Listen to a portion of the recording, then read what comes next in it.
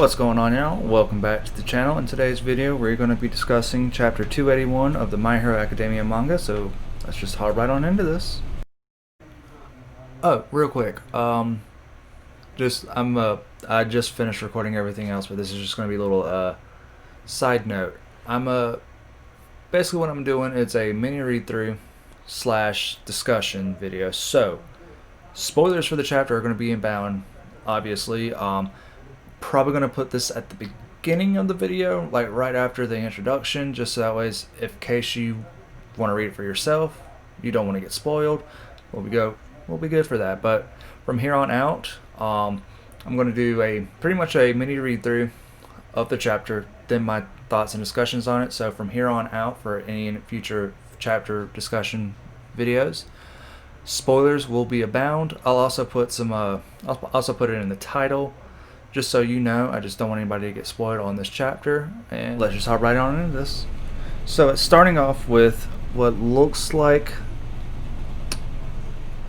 I don't really know, I can't tell if it's Aizawa or not, but we see him down below either way. It's basically starting off with, "You heroes hurt your own families just to help complete strangers."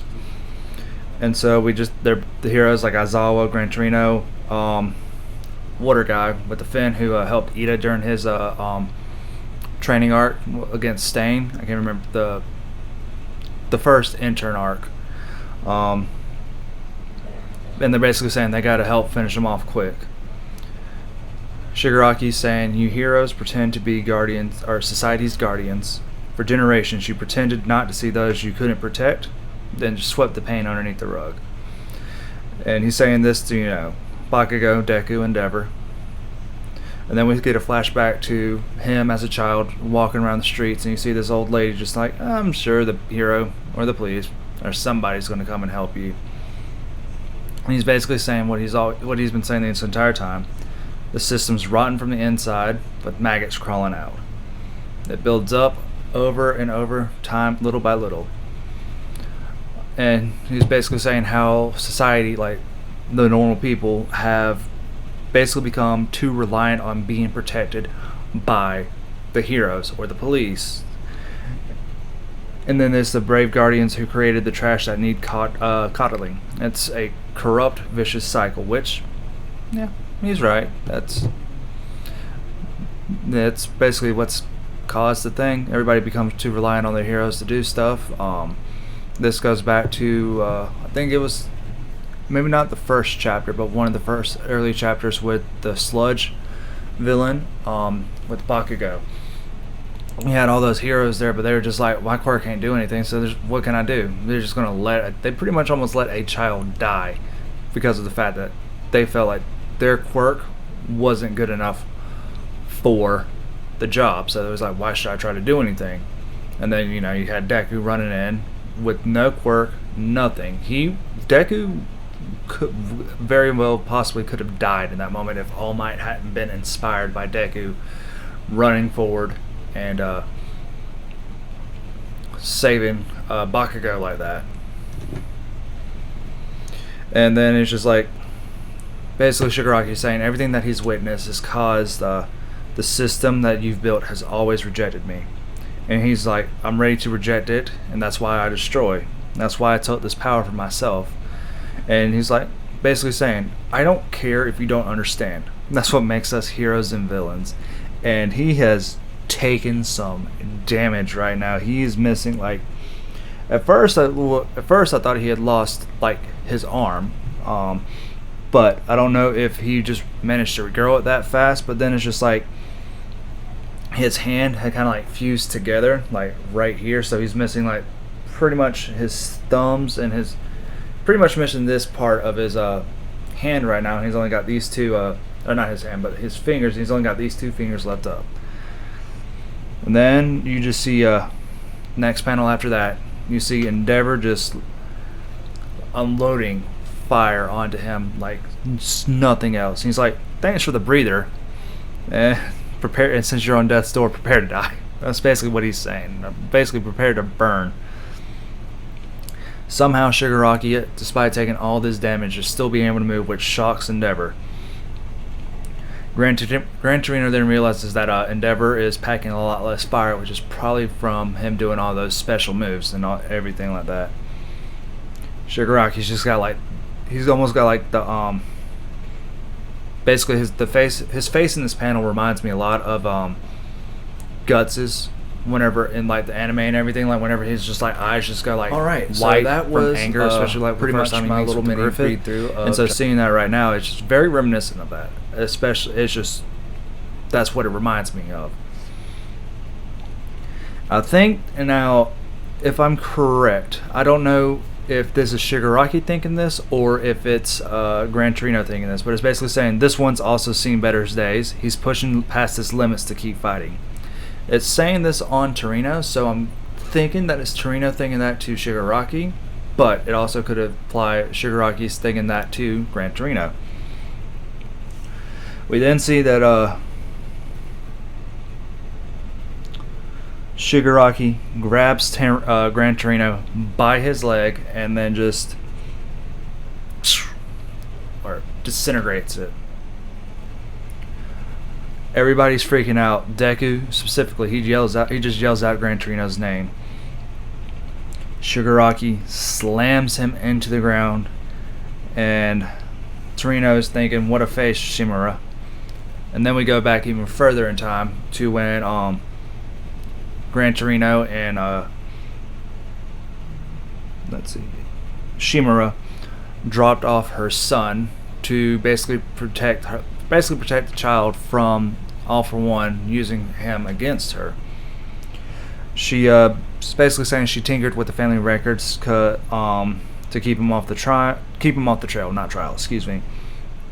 Just because if he learned about him, he'd exploit their connections. So she's basically saying that she has no son, she never had a son, and it goes back to Shigaraki saying, "You heroes hurt your own families just to help complete strangers." Shigaraki is basically saying, "That's what my dad told me." And Torino's basically thinking to himself, was the decision that we made worth it? And you see Torino basically holding Shimura in his arms. Now, I could be completely wrong on this. This is just a bit of speculation on my point. The way how it's being worded, the way how it's being shown to me, makes me think that maybe Shigaraki is Gran Torino's grandchild as well. I don't think that's the case, just because of the fact that that should be something that would be explicitly stated. And so I don't know if that they were just really good friends, and he's just, Torino's basically come from Shimura during what is probably the most difficult decision she has ever made in her life. And then we see it. What I'm assuming is the death blow. Shigaraki grabs Torino by his chest and then just disintegrates him. Deku just screams out, and Shigaraki's just like, "Power." Endeavor pretty much tells him, stand down. Deku gets like an insane speed boost because Bakugo is basically saying he's somehow even faster now, and you just see like the hurt in Deku, like his rage and everything.